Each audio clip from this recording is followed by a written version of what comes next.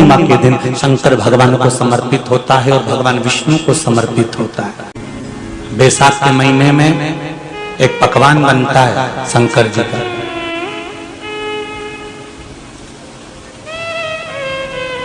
शिव जी के हाथ में त्रिशूल है, शिव जी के 3 नेत्र हैं, बेलपत्री में भी 3 बोलते जाओ पत्ती है। बैसाख के महीने में जो शंकर भगवान को प्रसाद का भोग लगता है उसमें भी 3 ही चीज मिलती है। सत्तू कोई दूसरे महीने में बनता है? जम के तो बोलो नहीं। कब बनता है? यही बैसाख के महीने में।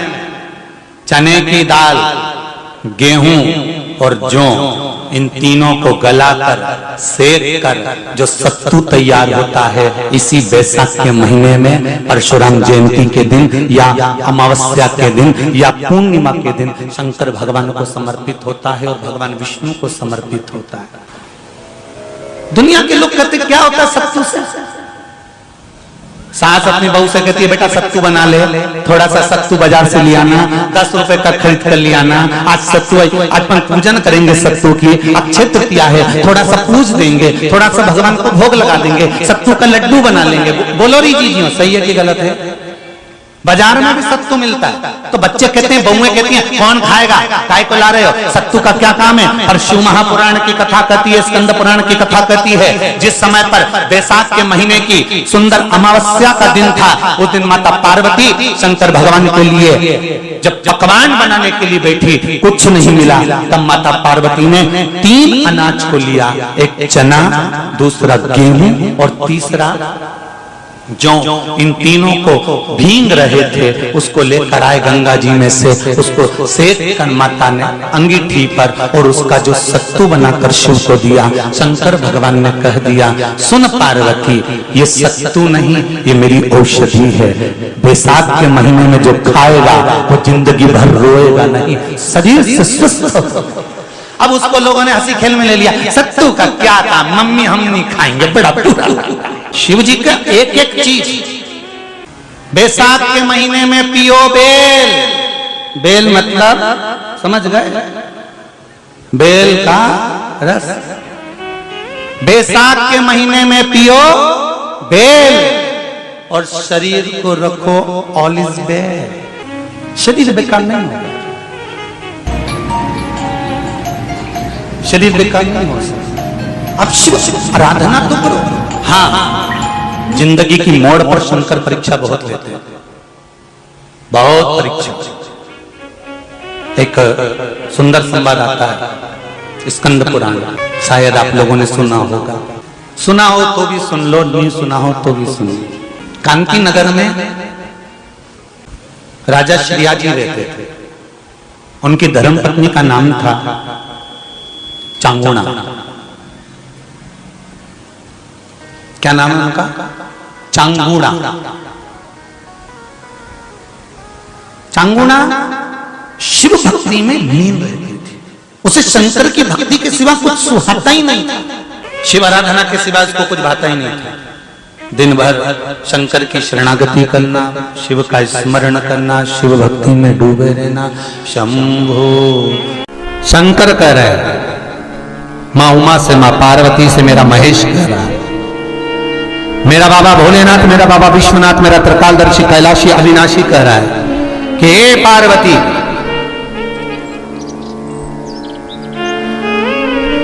एक बीला, एक बेल जो मुझे समर्पित करता है, और समर्पित करने के बाद उस बेल की महत्वता देखिए, जो बैसाख महीने में बाबा शंकर को जो चढ़ाया जाता है और 1000 अश्वमेध यज्ञ का पुण्य फल हम प्राप्त कर लेते, मात्र एक फल चढ़ाकर, मात्र एक फल चढ़ाकर।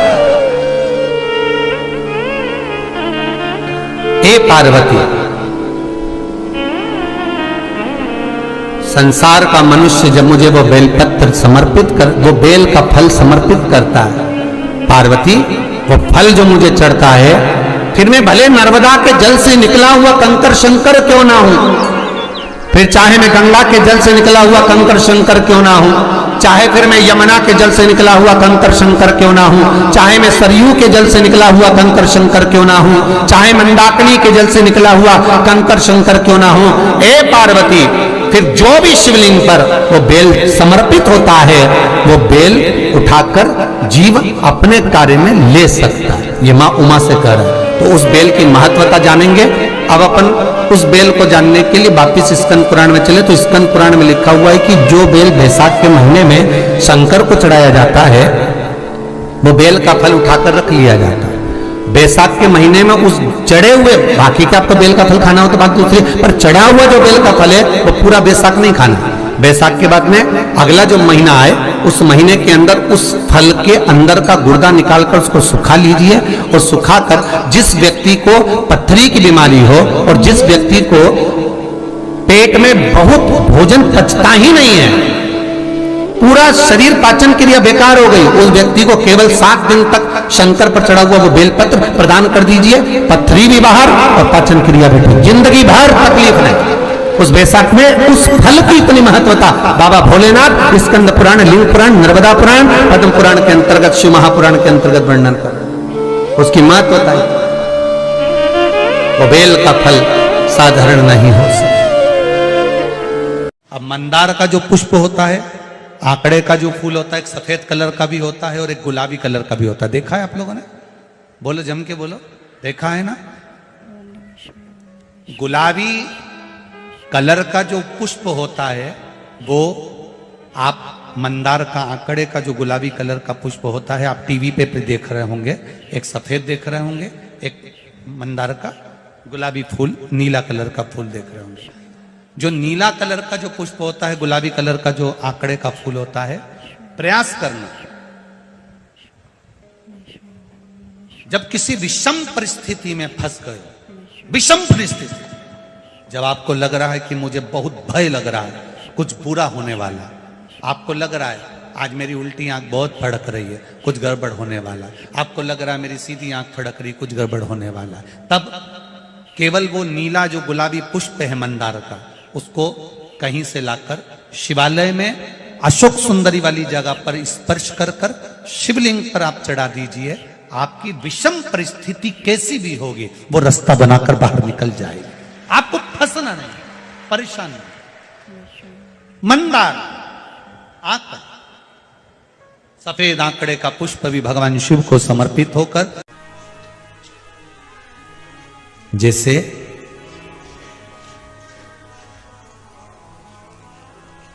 बेले के फल का गुर्दा, बेल का जो फल होता है, बेलपत्री का फल, उसका जैसे गुर्दा, उसके अंदर का जो भाग होता है बेल का, वो गुर्दा,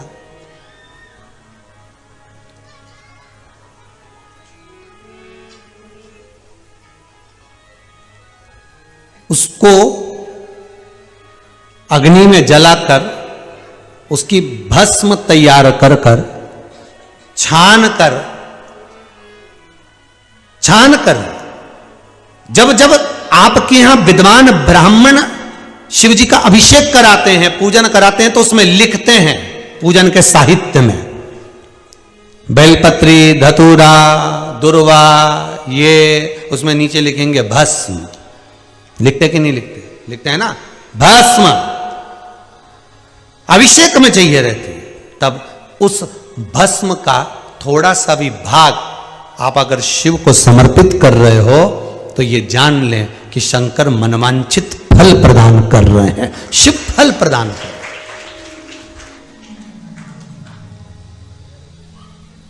महाराज,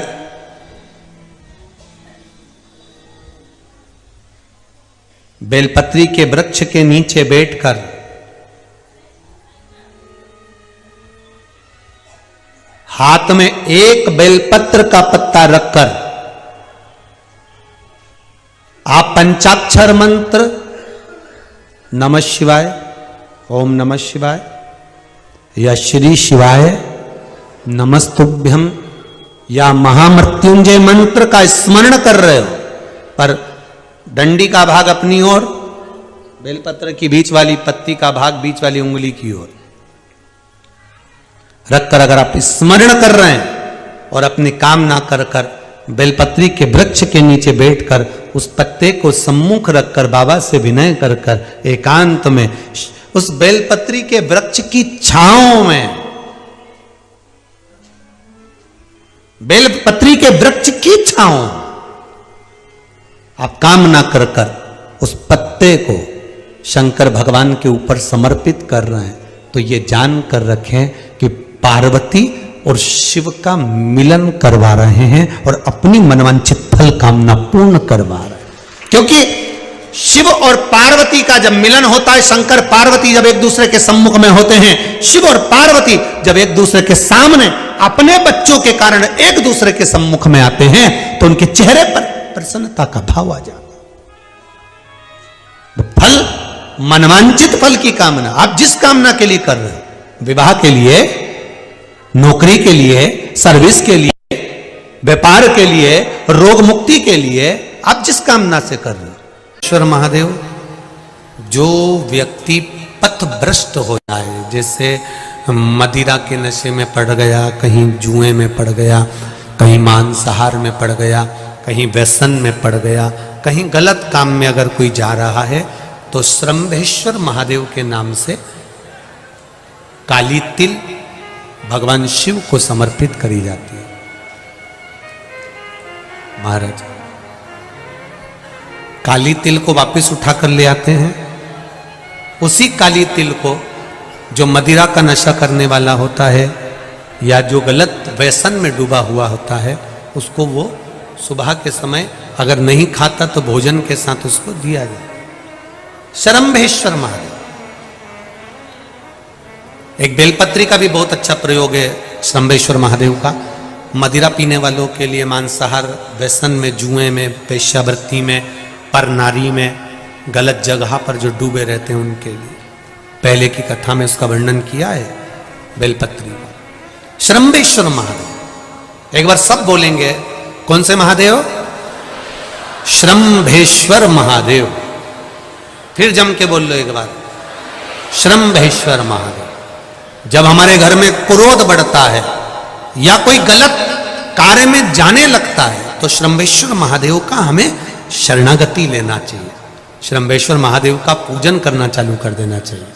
कई लोग कहते महाराज जी ये श्रंभेश्वर महादेव का मंदिर कहाँ मिलेगा, हम कहाँ पूजन करने जाए? कहीं नहीं जाना, तुम्हारे घर के पास में जो शंकर जी का मंदिर है वहीं जाओ, उसी देवालय में, उसी मंदिर में जाओ, श्रंभेश्वर महादेव के नाम से जल चढ़ाना प्रारंभ करेंगे।